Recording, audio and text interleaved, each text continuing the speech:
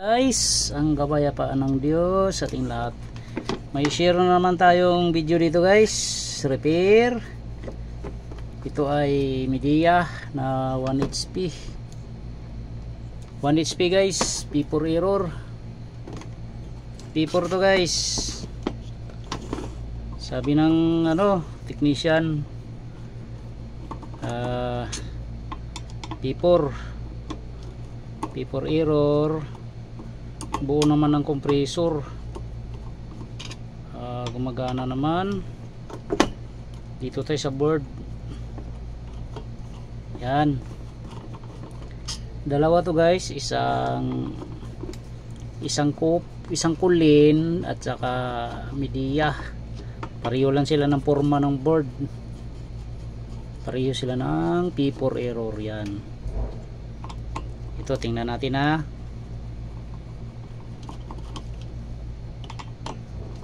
Tingnan natin to. Tanggalin ko muna to guys. Marami na akong na ituro nito guys sa ating mga ka-youtubers, sa ating mga subscribers, no. Salamat guys sa inyong pag-support sa video natin, no. Ito P4 naman, ituturo natin yung P4. Yung P4 PO, mga ano yan sila, magkamag-anak yan. Yan, magkalapit lang yan ang P4 daw ito. Yan, subukan natin ha. Testingin natin para makita natin kung nagpi-P4. Sabi P4. Yan, P4 daw eh, sabi ng customer eh. Sabi ng technician, yung nag-check na nito, ano daw, board. Board ba? Sabi. Ayan, tingnan natin ha. Ano tayo? Dalawang board to guys, isang 1.5 at saka isang 1 HP. Yung isa kulin na 1 HP. Tingnan natin to para magkaalaman kung magpi-P4. Checking ko muna guys kung good ba yung kanyang IPM. Teka lang ha, may check-in lang ako ha. Check-in lang natin to saglit. Checking ko lang to guys. P4 daw eh. Good yung kanyang check natin to, baka mamaya compressor ang sira. Ayan, good.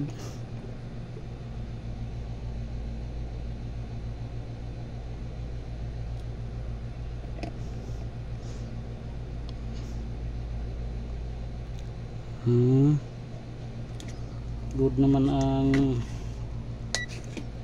checking ko muna ha. Check muna natin yung IPM.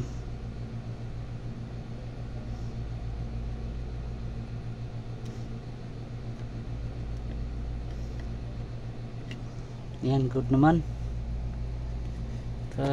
Dito magkaalaman na to kung compressor. Yun natin. Yan, may power na tayo. Takpan natin to guys, kasi minsan sa mga ganitong board, ito guys madalas pumuputok yan, kaya safety first tayo. Lagyan natin ng lagyan natin ng takip para sure ball tayo. Ito, tingnan natin kung gagana.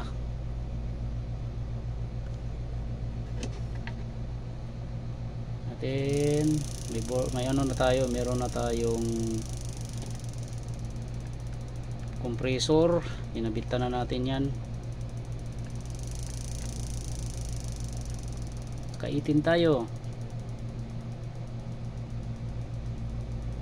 Antayin nating mandar. Ganon din tong isa.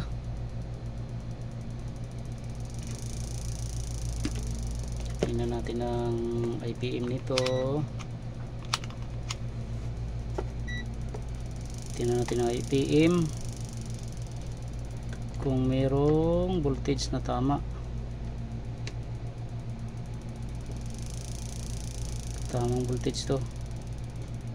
Tama naman.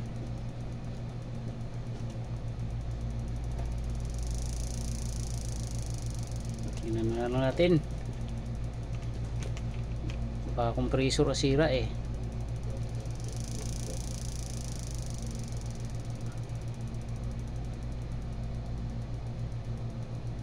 Tagal.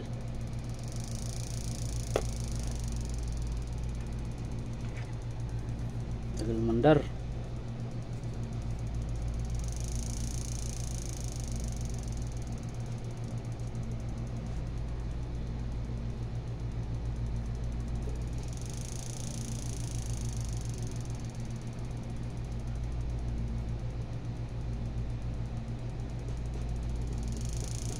Tagal guys oh.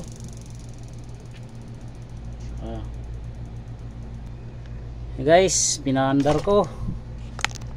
Sabi P4 ayaw gumana guys. Tagal ko pinaandar. At may na-check ako dito, hindi naman nag-i-error, normal ang blinking nya. Pag ganun nangyari guys, i-check nyo muna ang sensor or yung mga resistor dito. Ito guys, oh, may nakita akong problema dito sa resistor nya. Yan.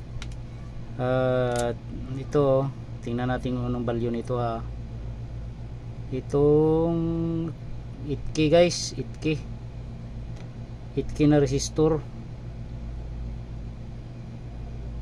8K to 8K guys. Ito siya oh. Tingnan nyo to ha. Tingnan nyo mga tropa natin. Yan. Tingnan nyo ha. Ayan. Ang value nito 8K. Ito.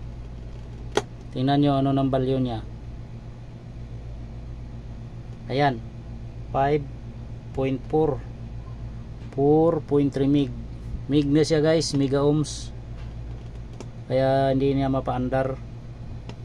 Normal lang yung ano guys. Normal lang kanyang mapansin nyo, normal, walang error na ilalabas. Ito problema nya guys. Kaya tanggalin ko muna to. Palitan natin yan. Marami tayong piyesa niyan eh. Yan ito. Punutin ko muna yan. At antayin nyo na lang ha. Hindi na natin ipuputol. Hindi na natin ikakat. Medyo mahaba lang yung ating video. Tiyagain nyo na lang guys. Ito, dito nakakabit yan. Bunutin ko lang muna yan. Liit lang guys oh. 8K ang value nito. Yan oh. Napakaliit na resistor. Yan. Ayan oh. 8K ang value. Dito yan oh. Magkatabi yan sila. Zoom natin. Yan. Masilaw ah. Lapit ko na lang ito. Ito yung lagayan ng sensor. Yan. Tingnan nyo muna maigi yan. Dito nakakabit yun 8K. Tapos 2K. 2K, 8K, 8K, 2K. Magkatabi yan pares. Ang nagkaroon ng problema yung 8K nya dito. Ano na, change value na siya. Yan. Kuha tayo guys. Hanap tayo rito. Marami naman akong board nito na pagkakahuyan. Ito, kahuyan natin to. Wait lang ha. Ito, kahuyan natin to. Tingnan ko to ha. Kung 8K, ito yung nag-change value eh. Yan, 8K. Sakto ito. tingnan nyo lang guys hanggang sa testingin natin to. Ito guys, mapagkamalan mong ano to pag di ka nag ano nito, nagtiyaga, magtaka ka bakit walang error. Wala siyang error. Yan, ito liit lang guys, oh pakaliit. Ayan oh, ito parang kuto. Yan, kabit ko muna to guys, kabit ko muna. Yan, medyo ano to, di tayo manginig pag nagkabit. Yan, okay, liit ang parts. Tapos i-ano natin, tingnan natin sa microscope kung dumikit ng maayos. Ayan, maayos naman pagkahinang. Ayan, okay siya guys. O, tingnan nyo to ha, tingnan nyo ulit. Tingnan nyo ulit to guys. Kanina nasa 5 mig. Ito kita naman eh, yan o. Ito yon yung binunot ko. Ito yung 5 mig 4. Ayan guys, 8K na siya oh. 8K. Yan. Testing ulit natin to kung under. Wala siyang error guys. Walang error na lumabas. Ano naman tong mga ganitong board. Universal na siya. Yan, tingnan natin ha. Kinabitan ko na ng compressor. Ayan, may power na tayo. Yan. Tingnan natin kung under. Yan. Try na lang natin guys. Yan. Midea ito na ano, 1 HP. Galing pa ng Novaliches, Barangay Santa Lucia. Tingnan natin to. Hintayin natin guys. Minsan nakakaloko rin talaga ang ano, ang board, masakit sa ulo. Ayan, standby na guys oh. Oh, mandar ang ating compressor oh. Oh, yan oh. Patayin ko muna kasi wala tayong heat sink. Wala tayong heat sink. Yan, bunutin ko muna guys. Lagyan ko muna ng heat sink to. Lagyan natin ng heat sink yung IPM. Yan, nagiging successful guys ang ating ano, ang ating pagtiyaga. Tiyagain nyo lang guys yung mga nagre-repair sa ating mga baguhan na YouTubers at subscribers. Salamat guys sa inyong pag-support sa aking video, mga repair. Ito guys, yun lang naman ang aking ano, bigyan ko kayo ng tips. Pag walang error ang lumabas, yun ang ano nyo, double check nyo yun. Yung tinuro ko guys, turo ko ulit guys para ano, para naman magkaroon ng idea yung ating mga tropa. Wait lang ha, tornilyuhan ko lang muna to. Yan, itaas ko muna yung konti, medyo mababa tayo. Tornilyuhan ko muna to. Yan. Mahirap talaga mag-repair ng board. Kailangan tayo matyaga. Tsaka share tayo guys. Kung may konti naman kayong ano nalalaman, di pwede nyo rin i-share. Bigyan nyo rin ako ng idea sa mga nalalaman nyo. Baguhan lang din naman ako guys sa repair. Gusto ko pa madagdagan din yung aking kunting kaalaman mahirap kasi ang board. Yan, tingnan muna natin to. At yan, ibalik ko muna to.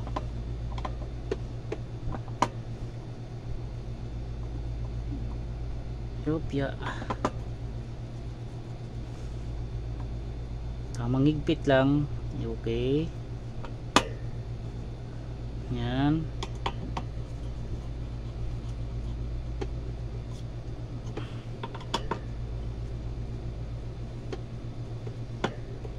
Yun, balik ko na yung kaha. Tapos may ano ako nito guys, may isa pa ako nitong i-repair na ganitong board din. Ano siya, paper error daw yun sabi ng ano, customer. Yun ang basihan natin.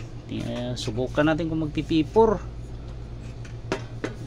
Ito lang ano muna, tingnan ito muna, unahin ko. Yan, tingnan na. Testing ko muna to kung nagiging successful ang repair nya. Itang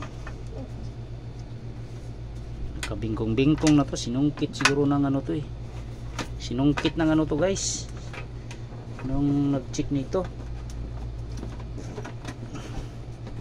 Hindi inayos pag tanggal. Yan, okay. Yan, mandar na to yun.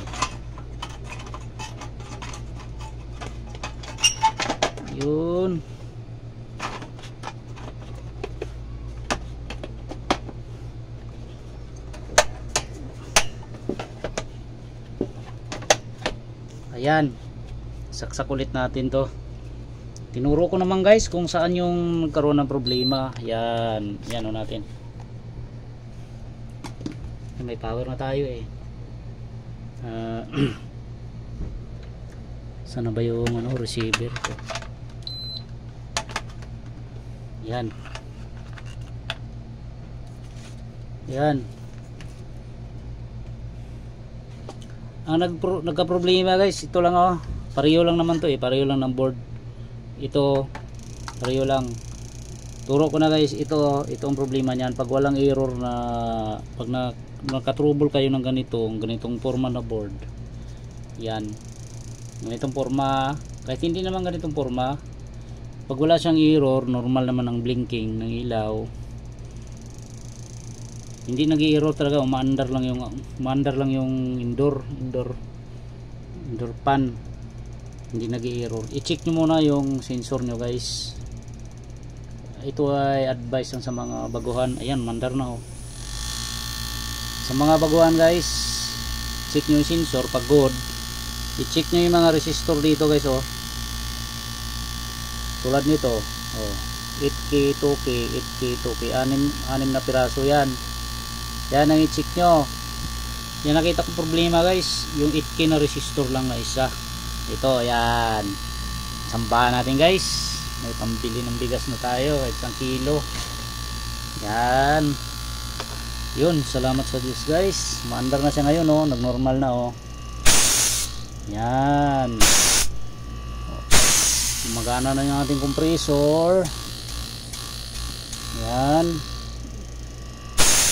yung isa naman ang gagawin ko guys, before error, ganitong board din. Okay na guys, yun, okay na. Salamat sa Diyos. At kung meron kayong na guys, na nakuha ng idea sa ating video, sa ating repair ngayon, at subscribe na rin yung aking channel guys. Share nyo na din, like, comment na rin kayo guys kung may mga tanong kayo, at baka kaya natin sagutin. Magana na siya guys, okay na. Yan, salamat sa Diyos guys, at ingat tayong lahat. Maganda nga po sa ating lahat. Okay.